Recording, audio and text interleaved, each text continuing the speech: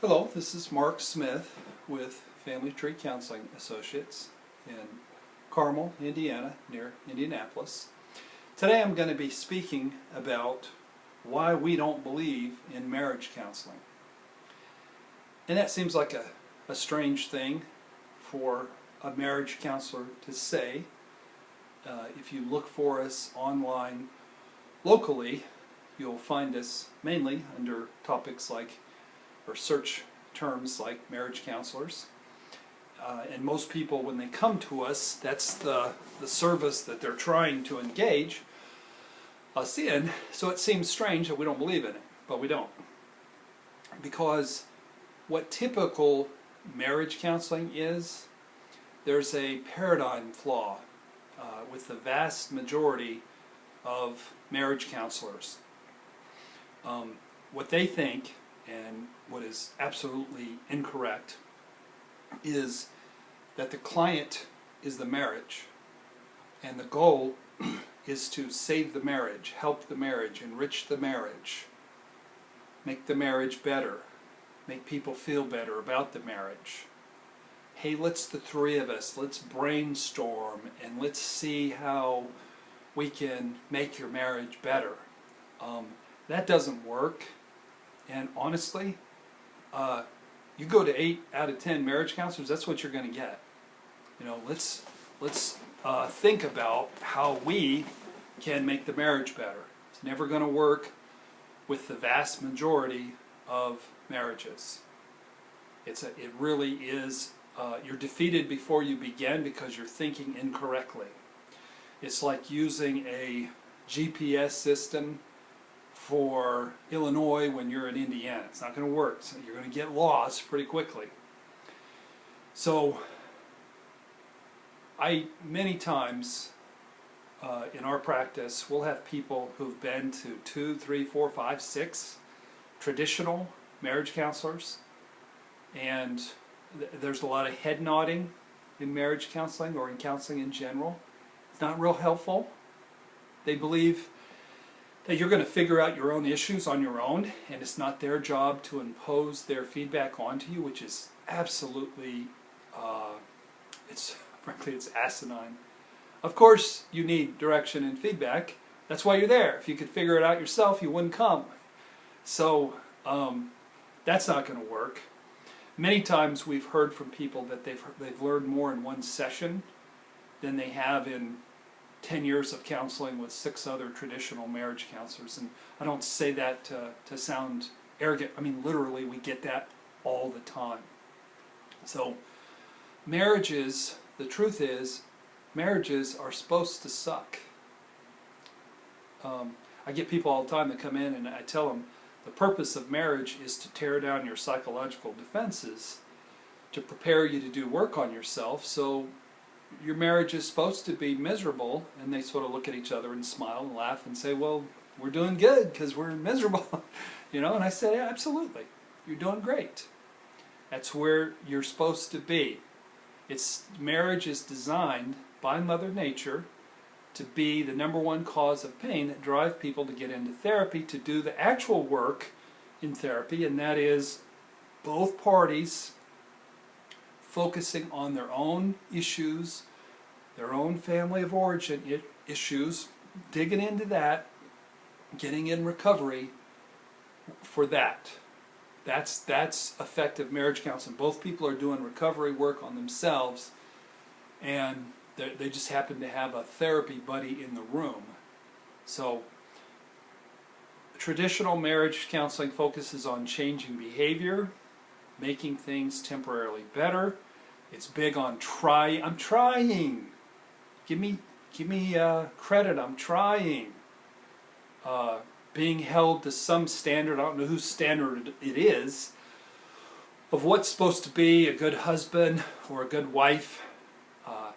It's based on improving communication skills and saving the marriage at all cost. And you know what it is? Traditional marriage counseling is like putting lipstick on a pig. That's what it is. You don't really change anything, you just dress it up. And the changes last for a few weeks or a few months at best. And then people have a way of going back to being who they are. People are going to be who they are. They're going to be somebody else when they're trying to, try. Trying doesn't work. Changing yourself from the ground up, that's what works. So, putting lipstick on a pig, it gives you the illusion that you're working and getting healthier and in recovery when you're really not. So, effective marital work is about re-engineering yourself, your personality, from the ground up. Think about what a big job that is. So, effective marital work is when your spouse does the same, in the same room as you, as well as both parties doing some group work and reading books, listening to videos, reading blogs. Then it is also re-engineering the marriage from the ground up. So there's three entities that are being re-engineered from the ground up: a husband, a wife, and the marriage. But the client is not the marriage. The client is the individual man and the individual woman and their pursuit of their recovery process. Good therapy is about truth. So what we do is we don't just launch into doing therapy the first session as if every person were some generic marriage and every man was like every man and every woman was like every woman. That's not true. We find out who you are, and we spend 2-3 hours with you delving into your childhood. We want to know everything we can learn about your parents, your grandparents, your siblings, your children, your former relationships. We want to know everything we can learn about all that stuff, your pets, your work, your friends, your hobbies. We want to get to know you very well, and then we can piece together a puzzle. So we're not trying to do marriage counseling, we're just trying to tell you what's true. And we're well skilled in gathering information and gathering truth about the people who are openly exposing their lives to our assessment. So we want to know who you are and where you come from. The key to marriage counseling is to enlighten the person or the persons who feel victimized. My video I just did, I talked about there are no victims. And victim-y thinking is the cancer of relationships.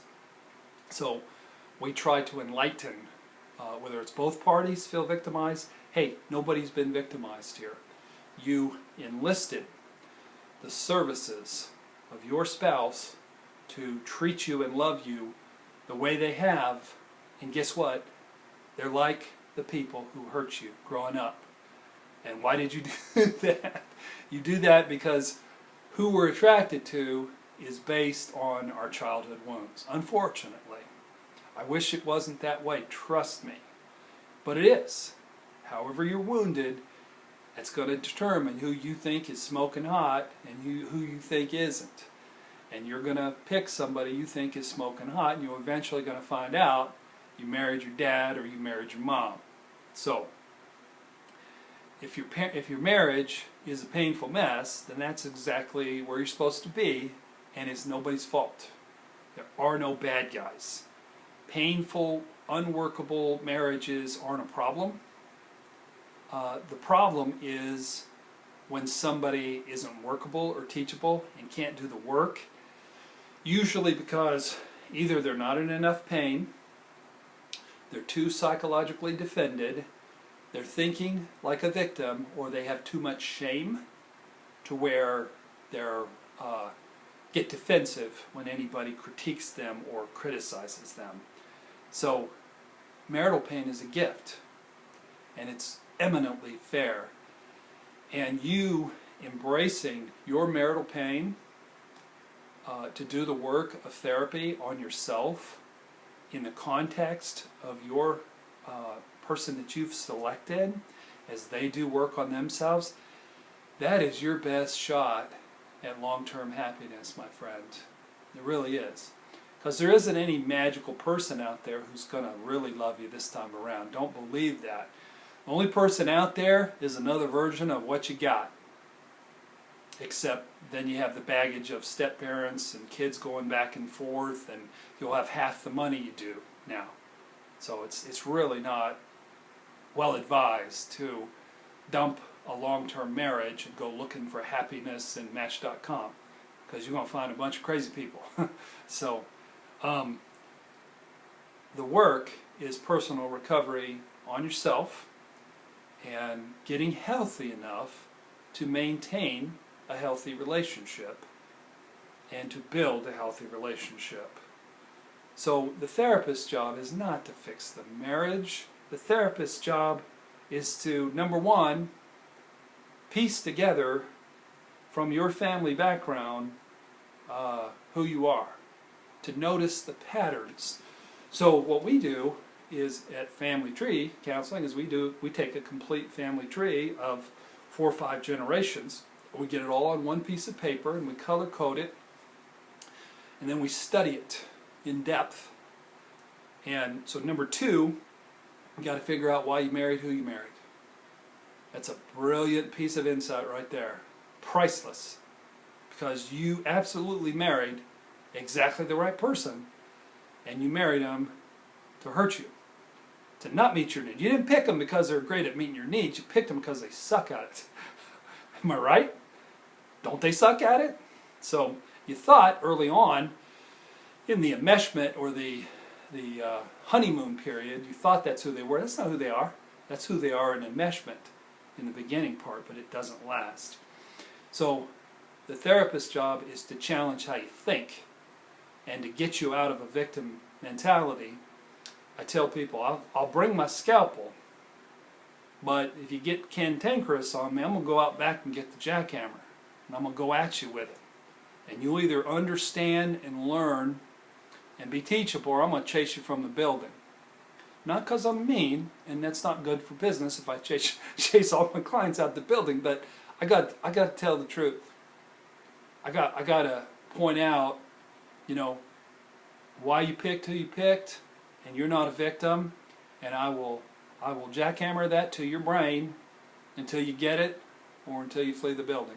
So number 4, we'll teach you how to heal your childhood wounds. We'll get you in a group. We'll get you doing some imago dialogue. We'll help you not take the projections of your spouse so personally, and we'll help you cry through the wounds of your childhood and see your spouse as a tremendous blessing and an aid to your healing rather than them being your enemy. So there are 5 qualities that we look for in people, and basically with our great paradigm and our ability to deliver the wood, so to speak, if you have these 5 qualities, and if your spouse has enough of these 5 qualities, then you're going to get better. Number 1, you have to be motivated. And okay, motivation to not get you divorced or to make your marriage better got you in the house, but once you're here, the motivation should be because you are disturbed about your own dysfunction. You know who you are, and it sort of disturbs you, some of the dysfunction that you're aware of. And you sincerely want to work on yourself and change yourself and get healthier. Number 2, you got to be teachable. Coming to family tree counseling is like going to school. In the first year, we'll probably have you read 10 books. We'll have you be in group therapy. We'll have you watch a bunch of videos. And we will challenge how you think. And if you talk like a victim every week in therapy, we're not going to get to your spouse. We're going to get to your victim mentality. And we're going to change how you think, because as long as you're thinking like a victim, nothing gets better. Nothing gets better. So the third thing that we look for is pain. But it can't be victim-y, whiny, triangle-y pain. It has to be sincere, heartfelt pain that you vulnerably bring in and show to myself and to your spouse and to your group members. The fourth thing is trust. And a lot of people, they shop for a marriage counselor, and if they're really smart, they'll watch a video or read a book or read a blog, read 10 blogs, and they'll come in and they'll already have a relationship with the therapist. And they'll know, hey, this guy or this gal resonate with me. I like what they wrote. I like their video. I like their podcast.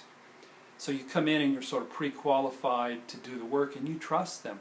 But when you really develop the trust is when we take your particular assessment, your family tree, and we turn it into life-changing, piercing, abrasive, somebody just turned a light switch on, insight that changes your whole life forever.